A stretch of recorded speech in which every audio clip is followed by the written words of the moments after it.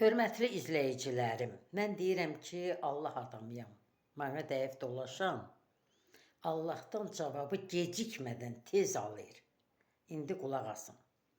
Saqqallı Alik məni torpağıma yaxın buraxmaya da apardım məhkəməyə verdim. Məhkəmə torpaq şöbəsinə sorğu göndərdi. Orada sorğu nə gəlsə yaxşıdır.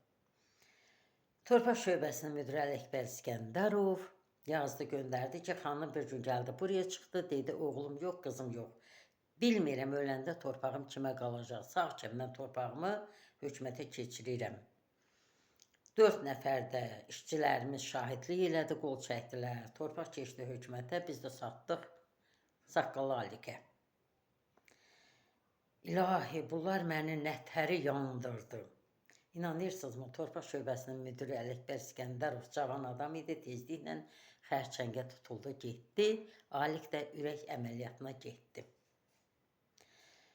Alikin arvadı cavan gözəl xanım idi. Küçədə cəmaatı yığdı ki, ay cəmaat, biz bunun əlindən neyniyək, haraya köçək, mənim ərimə vurulub, ərimdən əl çəkmir, neyniyək? İnanırsınızmı, cavan gözəl gəlin xərçəngə tutuldu, getdi. Mən Saqqallı Alik barədə prezidentimizə məktub göndərdim. Məktuba cavab olaraq İcra Hakimiyyətinin 1-ci müavini Ramiz Tatarov Akstafanın bütün rəhbərçilərini bir yerə yığdı bizim Kənd Sovet binasına. Yazdı ki, prezidentə göndərilən məktubu oxundu. Bütün rəhbərçilər qulaq asdı, öz təsdiqini tapmadı. Hamısına qol çəkdirdi ki, məktub öz təsdiqini tapmadı, yalan yazılıb. Ramiz Tatarov tezliklə həbs olundu. Alikin oğlu Fuad canlı yayıma çıxdı. Mənim haqqımda nələr danışmadı. Bir video qoydum. Dedim, oğul, çox demirəm. Sən bircə ay keçməyəcəksən. O video indi durur. Bircə ay keçmədi. Ay tamam olmağa 5 gün qalmışdı.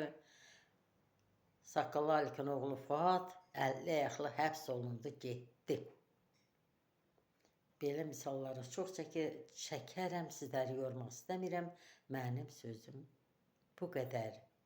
Mənə dəyib dolaşan Allahdan gecikmədən ağır cəza alır. Sağ olun, bu qədər.